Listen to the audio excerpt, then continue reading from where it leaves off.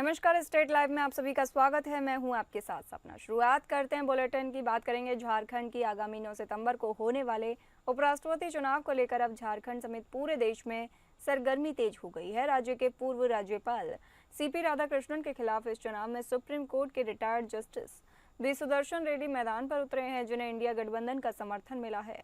इसी बीच बीते कल समर्थन जुटाने के लिए बी सुदर्शन रेड्डी एक दिवसीय झारखंड दौरे पर भी आए, जहां उन्होंने रांची में मुख्यमंत्री हेमंत सोरेन और घटक दलों के नेताओं से मुलाकात की। इस दौरान मुख्यमंत्री आवास में उनका स्वागत हुआ। वहां पहुंचे तमाम पत्रकारों से बातचीत में मुख्यमंत्री हेमंत सोरेन ने खुद अपने घटक दलों से रेड्डी को समर्थन देने की अपील की। इससे पहले रांची पहुंचने पर श्री रेड्डी का बिरसा मुंडा हवाई अड्डे पर कांग्रेस के प्रदेश प्रभारी के राजू और प्रदेश अध्यक्ष केशव महतो, कमलेश समेत पार्टी नेताओं ने जोरदार स्वागत किया। आपको बता दें कि रेड्डी ने भी पत्रकारों को संबोधित करते हुए कहा कि मुख्यमंत्री हेमंत सोरेन पर पूर्व में लगाए गए सभी आरोप गलत थे। उनकी गिरफ्तारी को संविधान के खिलाफ बताया। इसके अलावा उन्होंने भाजपा नेताओं से मिलने की भी इच्छा जाहिर की।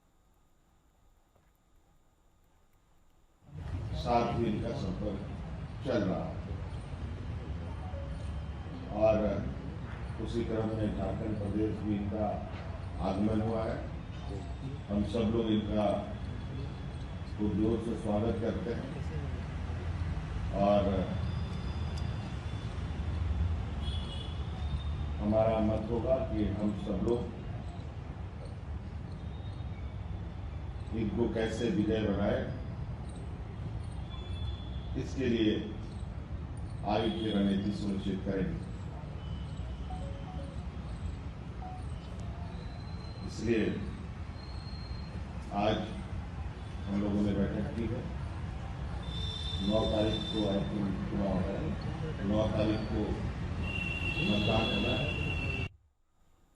रांची स्थित प्रोजेक्ट भवन सभागार में 2 सितंबर की तारीख को राज्य की प्रतिभाओं को मुख्यमंत्री हेमंत सोरेन द्वारा सम्मानित किया जा रहा है। इस दौरान वो शिक्षक नियुक्ति परीक्षा में सफल अभ्यर्थियों को अपने हाथों से नियुक्ति पत्र सौंपेंगे। इसके साथ ही झारखंड बोर्ड परीक्षाओं में टॉप करने वाले विद्यार्थियों और आकांक्षा कोचिंग के जरिए इंजीनियरिंग परीक्षाओं में सफल छात्रों को भी पुरस्कृत किया जाएगा। इसके अलावा राज्य की 10वीं और 12वीं की बोर्ड परीक्षाओं में प्रथम स्थान प्राप्त करने वाले विद्यार्थियों को 3 लाख रुपए और दूसरे स्थान पर रहे छात्रों को 2 लाख रुपए और तीसरे स्थान पर आने वाले को 1 लाख रुपए का नकद पुरस्कार दिया जाएगा। इसके अतिरिक्त सभी टॉपर्स को एक लैपटॉप भी सम्मान स्वरूप प्रदान किया जाएगा। इस राज्य स्तरीय सम्मान के अलावा 7 जिलों में भी विशेष कार्यक्रम आयोजित किए जाएंगे, जहां सीएम स्कूल ऑफ एक्सीलेंस के टॉपर्स और राज्य स्तर पर दूसरे और तीसरे स्थान पर रहे छात्रों को भी पुरस्कार सौंपा जाएगा। इसके लिए सभी जिलों को निर्देश जारी किया गया है।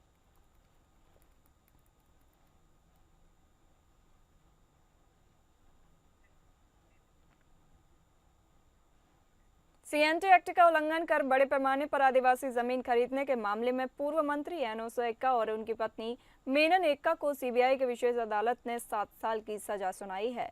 इसके साथ ही कार्तिक कुमार प्रभात समेत 4 लोगों को 5-5 साल की सजा सुनाई गई है। इससे पहले सीबीआई के विशेष न्यायाधीश एहसन तिवारी की अदालत ने शुक्रवार को हुई सुनवाई में 15 साल पुराने मामले में सीएनटी एक्ट का उल्लंघन कर आदिवासी जमीन खरीदने के मामले में पूर्व मंत्री एनोस एक्का, उनकी पत्नी मेनन एक्का, रांची के तत्कालीन एलआरडीसी कार्तिक कुमार प्रभात सहित 9 को दोषी करार दिया गया था।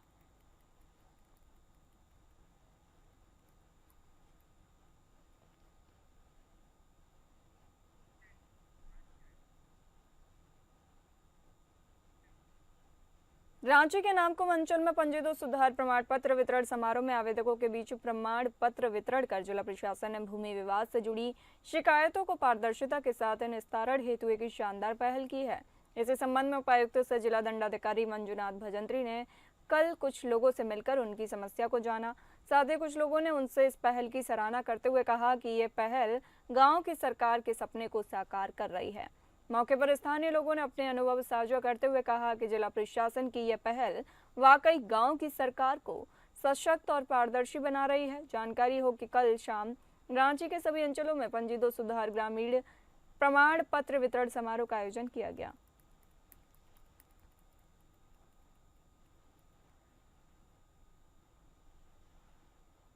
राजधानी रांची में 15 सितंबर को मनाए जाने वाले राष्ट्रीय कृमि मुक्ति दिवस और 19 सितंबर को होने वाले मॉपअप दिवस के सफल आयोजन के लिए आज जिले के उपायुक्त मंजुनाथ भजंत्री की अध्यक्षता में कल शाम एक वीडियो कॉन्फ्रेंसिंग का आयोजन किया गया।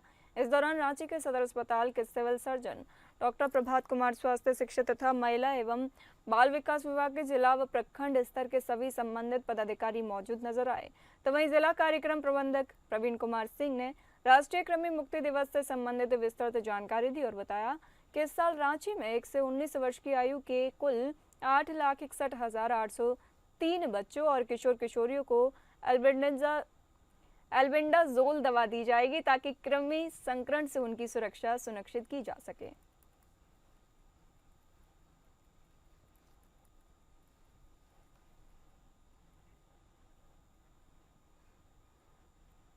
हर किसी की आंखें नम थीं जब देश का सच्चा सिपाही वीर सपूत का शव बोकारो के चंदन क्यारी में पहुंचा। यह वीर सपूत मिलन सिंह राजपूत जो केंद्रीय रिजर्व पुलिस फोर्स से जुड़े जम्मू कश्मीर में तैनात था। बोकारो के चंदन क्यारी विधानसभा क्षेत्र के भोजडीह दामोदरपुर का रहने वाला मिलन सिंह राजपूत उसने देश के लिए अपने प्राण न्यौछावर कर दिए। खाकी वर्दी पहनकर देश सेवा में गया यह वीर सपूत आया तो तिरंगा लपेटकर और ताबूत में बंद। आज भोजडीह को भी गर्व है कि उसकी माटी का बेटा देश की रक्षा के लिए अपनी शहादत दे गया। उसके इस बलिदान ने इस माटी को गर्व करने का अवसर दे दिया है। मिलन सिंह राजपूत जम्मू कश्मीर में पदस्थापित थे और अपने सहयोगियों के साथ एक ऑपरेशन में शामिल होकर वापस लौटे। तभी बख्तरबंद गाड़ी संतुलित होकर गहरे गड्ढे में गिर गई और फिर कई लोगों की शहादत हो गई। इलाज के दौरान देश के सपूत ने भी अपनी शहादत दे दी। देश की रक्षा में प्राण न्यौछावर करके उसने देश के आन बान शान पर आंच नहीं आने दी। सीआरपीएफ के इस जवान ने देश सेवा में खुद को उत्सर्ग कर जहां शहीदों की सूची में अपने नाम को शुमार किया है, वहीं अपने राज्य, जिला, गांव और परिवार का भी नाम गौरवान्वित किया है।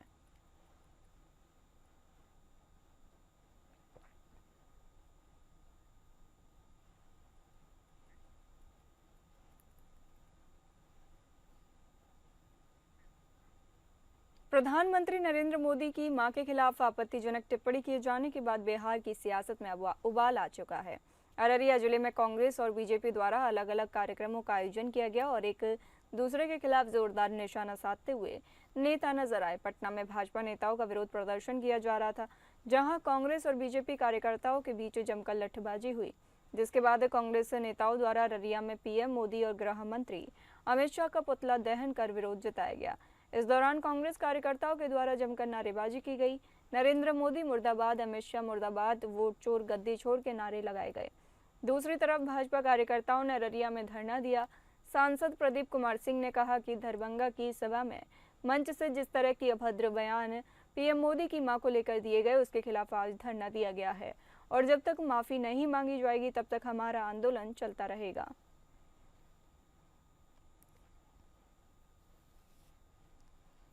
सरकार से भाजपा के गुंडों के द्वारा कल सदाकत आश्रम में हमला किया गया, उसकी हम लोग निंदा करते हैं, भर्त्सना करते हैं और आज के विरोध प्रदर्शन के माध्यम से हम ये बताना चाहते हैं कि नरेंद्र मोदी और अमित शाह ये सुन ले, कांग्रेस के एक कार्यकर्ता उनके इस हमले से डरने वाले नहीं है। हम लोग राहुल गांधी के सिपाही हैं, उनके जो भी हमला करना है वो कर सकते हैं।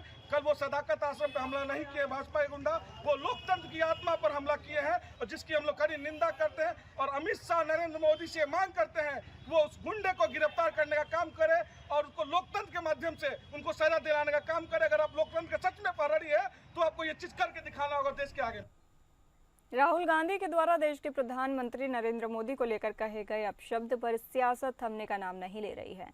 इसी को लेकर सहरसा में बिहार सरकार के नगर विकास मंत्री जीवेश मिश्रा के नेतृत्व में भाजपा कार्यकर्ताओं ने सड़क पर आक्रोश निकाला। इस दौरान बीजेपी विधायक आलोक रंजन झा समेत बड़ी संख्या में भाजपा के कार्यकर्ता मौजूद रहे। जुलूस में शामिल कार्यकर्ताओं ने कांग्रेस नेता राहुल गांधी के खिलाफ जमकर नारेबाजी की। वहीं मंत्री जीवेश मिश्रा ने कहा कि जिस प्रकार से राहुल गांधी के मंच से दरभंगा में देश के प्रधानमंत्री नरेंद्र मोदी की मां को गाली दी गई है, कांग्रेस पार्टी ने पूरे बिहार और मिथिला को बदनाम किया है। कांग्रेस पार्टी गाली गलौज से लोकतंत्र को स्थापित करना चाहती है। हम भारतीय जनता पार्टी के लोग इसका पुरजोर विरोध करते हैं और राहुल गांधी और सोनिया गांधी को देश की जनता से माफी मांगने का आह्वान करते हैं, नहीं तो ये आंदोलन जारी रहेगा।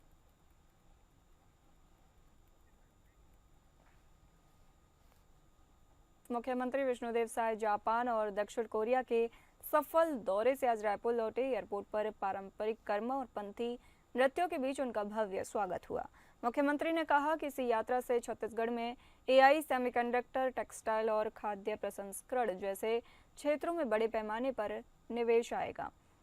जापान और कोरिया के कई व्यापारिक संगठनों ने निवेश में रुचि दिखाई है, जिससे युवाओं को रोजगार के अवसर मिलेंगे। उन्होंने बताया कि ओसाका वर्ल्ड एक्सपो में छत्तीसगढ़ का पवेलियन केंद्र में रहा और पहली बार दक्षिण कोरिया में प्रतिनिधि मंडल ने स्थानीय भाषा में राज्य की औद्योगिक संभावनाएं रखी। कोरिया के आईसीसी के साथ एमओयू हुआ है, जो छत्तीसगढ़ के उद्योगों को स्किल मैन पावर उपलब्ध कराएगा। मुख्यमंत्री ने कहा कि यह दौरा छत्तीसगढ़ में विदेश निवेश और विकास की नई संभावनाओं के द्वार खोलेगा।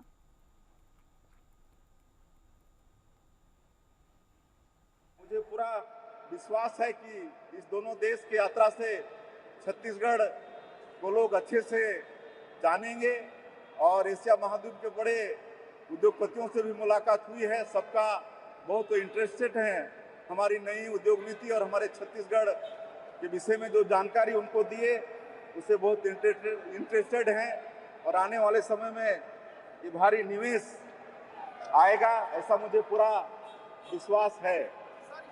बहुत फायदेमंद होगा। इस तरह से माननीय प्रधानमंत्री जी 2047 तक इस देश को विकसित भारत के रूप में खड़ा करने का संकल्प लिए हैं और हम लोग भी सहयोगी होते हुए विकसित छत्तीसगढ़ का विजन डॉक्यूमेंट तैयार किए हैं और उस रूप में हम लोग काम कर रहे हैं। तो दोनों रायपुर पेट्रोल पंप एसोसिएशन आम नागरिकों की सुरक्षा के लिए स्वतः आगे आकर नो हेलमेट नो पेट्रोल का अभियान जिले में शुरू करने जा रहा है। एसोसिएशन के अध्यक्ष अखिल धगट के नेतृत्व में प्रतिनिधिमंडल ने आज उप मुख्यमंत्री अरुण साव और कलेक्टर डॉक्टर गौरव सिंह को ज्ञापन सौंपा। धगट ने कहा कि रायपुर में पिछले कई दिनों से सड़क दुर्घटनाओं में लोगों के गंभीर रूप से घायल और कुछ मामलों में मौत की अत्यंत दुखद खबरें सामने आ रही हैं। इन घटनाओं में गौर करने लायक बात है कि अधिकतर दोपहिया वाहन चालकों ने हेलमेट नहीं पहना था, जिसके कारण दुर्घटना होने पर उन्हें सर में चोट लगी।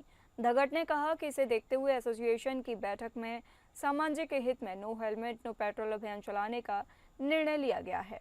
आगामी 1 सितंबर से यह अभियान शुरू किया जाएगा। अभियान के तहत हेलमेट पहनने वाले वाहन चालकों को ही पंप पर पेट्रोल दी जाएगी। धगट ने जनहितकारी इस सामाजिक कार्य में शासन प्रशासन से सहयोग करने का आग्रह किया है।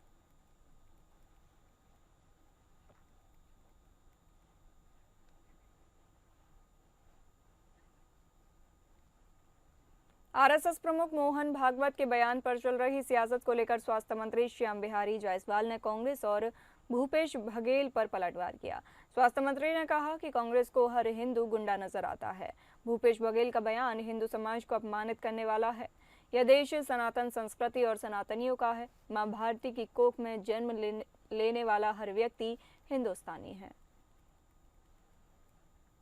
देखिए, कांग्रेस को तो हर हिंदू गुंडा दिखता है। भूपेश बघेल जी का इशारा हिंदू समाज के प्रति है और भूपेश जी ये भूल रहे हैं कि ये देश सनातन संस्कृति और सनातनियों का देश है और इस देश में रहने वाला हर व्यक्ति कहीं न कहीं माँ भारती के कोख से पैदा हुआ है और जो माँ भारती के कोख से पैदा हुआ है वो सब हिंदुस्तानी है और हिंदू हैं। ये समानतः नए पदाधिकारियों के गठन के बाद ये पहली बैठक है, तो हमारे राष्ट्रीय स्तर के भी हमारे वरिष्ठ नेतागण आ रहे हैं, उनका मार्गदर्शन मिलेगा और ये सतत प्रक्रिया का एक हिस्सा है और सतत रूप से इस प्रकार की बैठकें हमारी चलती हैं। प्रदेश स्वास्थ्य मितानिन संघ प्रशिक्षक कल्याण संघ द्वारा 7 अगस्त से राजधानी रायपुर के तूता धरना स्थल पर अनिश्चितकालीन धरना प्रदर्शन जारी है। आंदोलनकारी 72,000 मितानिन, 3,250 मितानिन प्रशिक्षक, 280 हेल्प डेस्क फैसिलिटेटर और 292 ब्लॉक कोऑर्डिनेटर स्थायीकरण, मानदेय वृद्धि और एनजीओ ठेका प्रथा समाप्त करने की मांग कर रहे हैं। संघ ने प्रधानमंत्री मोदी द्वारा दिए गए गारंटी के तहत चुनावी घोषणा पत्र में किए गए वादों को लागू करने की मांग की है। प्रदर्शन के 22 दिन बीत जाने के बावजूद सरकार की चुप्पी को लेकर संघ में रोष बढ़ता जा रहा है। संघ की प्रदेश अध्यक्ष ने जानकारी दी कि अब आंदोलन को और तेज किया जाएगा। 4 सितंबर को राजधानी में चक्का जाम किया जाएगा और मुख्यमंत्री एवं स्वास्थ्य मंत्री के निवास का घेराव किया जाएगा। संघ ने चेतावनी दी है कि यदि सरकार ने जल्द संज्ञान नहीं लिया तो ये आंदोलन प्रदेश भर में व्यापक असर डालेगा। सरकार की बेरुखी से नाराज मितानिनियों का कहना है कि जब तक मांगे पूरी नहीं होती आंदोलन जारी रहेगा।